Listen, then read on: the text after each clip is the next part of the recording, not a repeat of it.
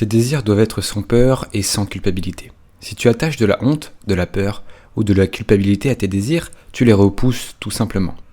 Un bon moyen de vérifier si tes désirs sont conformes, c'est d'envisager de les publier publiquement, où tout le monde dans ta vie peut les voir. Quels que soient les désirs que tu ne peux pas publier publiquement, cela, tu en conviendras, ne fera que les repousser. Si tu ressens de la peur, de la culpabilité, de la honte, de l'inquiétude, en publiant l'un de tes désirs en public, comme sur ta page Facebook, sur ton compte Twitter, sur une vidéo YouTube, etc., tu t'empêches d'accueillir en fait ce désir dans ta vie. Beaucoup de gens essayent d'amplifier l'intensité de leur désir, croyant que cela les fera se manifester plus tôt, pensant que si ils peuvent se faire assez envie, cela apparaîtra plus tôt. Mais des progrès beaucoup plus rapides peuvent être réalisés en libérant la résistance à tes désirs. Ensuite, même les désirs peu puissants peuvent apparaître rapidement dans ta vie. Si tu souhaites faire un plan à 3 par exemple, publie sur ta page Facebook « J'adorerais faire un plan à 3 ». Peux-tu faire cela avec une relative facilité ? Ou ressens-tu un pincement de peur à l'idée même de faire cela ? De quoi as-tu peur ? Et de quoi avoir peur ? Après tout, imaginons si tu profitais déjà d'une abondance de plans à 3 dans ta vie et que les gens autour de toi le savaient et l'acceptaient, ça ne serait vraiment pas grave pour personne de voir ce désir stipulé sur ta page Facebook. Ce serait simplement ta réalité quotidienne normale. Alors pourquoi t'empêches-tu de glisser dans cette réalité maintenant et tout de suite ? Pourquoi attendre ? Si tu obtiens des commentaires critiques, utilise l'objectif subjectif pour les interpréter. Vois les commentaires comme venant d'une partie de toi et sache que toute résistance est une résistance interne. Dialogue avec les critiques si tu le souhaites et essaie de comprendre leur point de vue. Vois si tu crois réellement leurs arguments ou si tu trouves leur raisonnement creux et dénué de sens. Supposons que quelqu'un réponde à ton désir, c'est effrayant, ou tu veux juste utiliser les gens. Ensuite, tu peux te demander, qu'est-ce qui est effrayant dans le partage de l'amour avec 2 partenaires consentants ? Et comment cela utilise-t-il les gens si nous sommes tous d'accord pour vivre cette expérience ensemble ? Si tu trouves que la critique n'a pas de vérité, tu peux la laisser aller. Et alors, tu te sentiras encore plus en accord avec ton désir. D'un autre côté, si la critique commence à te toucher, tu peux l'utiliser pour t'aider à approfondir ton exploration de ce désir. Peut-être qu'au fond, tu crains que ton désir puisse entrer en conflit avec tes valeurs à un certain niveau. Cela te donne la possibilité de réévaluer tes désirs et tes valeurs, et de découvrir ce qui est le véritable toi plus en profondeur.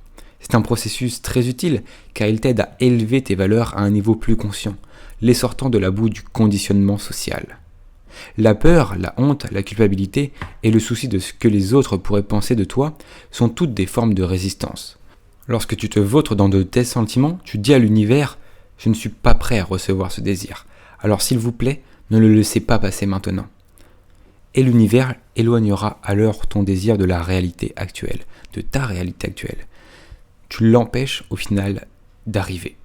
Une fois que tu as abandonné ces formes de résistance, ce qui reste est un désir d'accueil, un sentiment d'accueil. Tu invites le désir à être accepté à l'intérieur de toi, à le recevoir maintenant. En plus de ce sentiment d'accueil, tu ressens également un sentiment d'acceptation. Tu acceptes ton désir et toutes ses conséquences.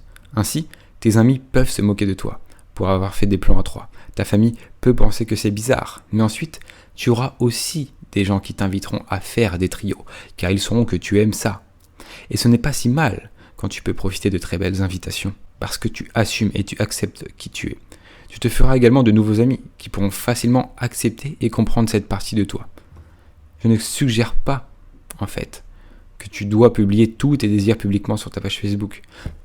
Mais je suggère que si tu ne peux pas faire cela, tu émets très certainement une ambiance répugnante qui contrecarre tes désirs, qui les ralentit ou qui les annihile de ta vie. Quel désir ne peux-tu pas publier publiquement ? Que caches-tu à ton patron, à ta famille, à tes amis ? Peux-tu simplement arrêter de te cacher ? Peux-tu voir l'opportunité de partager publiquement tes désirs comme une chance de surmonter tes soucis inutiles, de laisser les gens voir ton vrai toi et d'accueillir vraiment ton désir dès maintenant, de prendre la puissance totale de l'accueil de ce désir. Quelle est l'approche la plus mûre et la plus consciente ici ? Cacher ce que tu aimes, faire semblant de ne pas vouloir ce que tu veux, de t'inquiéter silencieusement de ce que les autres pourraient penser de toi s'ils découvraient tes désirs les plus profonds, ou accueillir sans peur et sans culpabilité tes désirs dans ta vie. Ok ? Laisse-moi te dire que la vie est bien meilleure du côté de l'acceptation, de la bienveillance et de la réponse publique de tes désirs. Une fois que cette peur, cette honte et cette culpabilité ont été libérées, il est facile de se mettre en action pour concrétiser ses désirs. De ce côté, tu trouveras l'amour, la joie, le bonheur, l'appréciation et la gratitude, le succès, l'estime de toi. Tu te connecteras à tes désirs de manière beaucoup plus profonde et tu te rendras compte qu'au final, ce sont des désirs comme des autres et qu'ils étaient bons et intéressants et positifs pour toi tout au long de ta vie et de manière long terme. Ils attendaient juste que tu t'alignes pleinement avec eux. Offre-toi le cadeau de posséder vraiment tes désirs, en les acceptant, en n'ayant pas honte d'eux et en les véhiculant publiquement.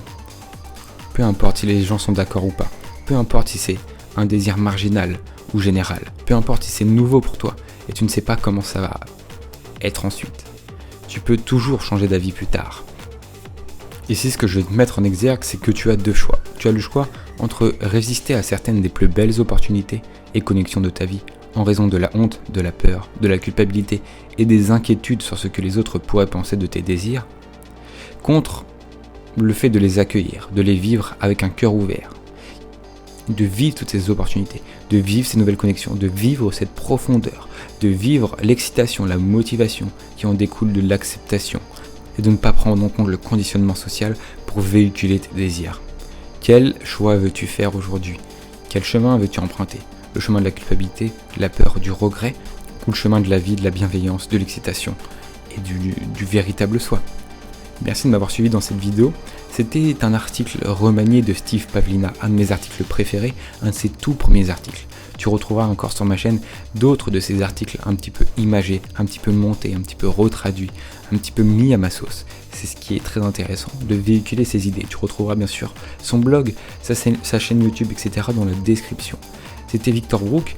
Si tu es passionné de développement personnel, tu es sur la bonne chaîne et je te souhaite de t'abonner à cette chaîne et de mettre ton plus beau pouce bleu.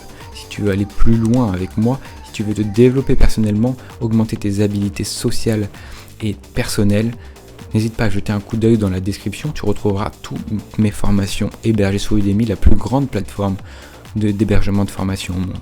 Merci de m'avoir suivi et à très prochainement dans ma chaîne YouTube.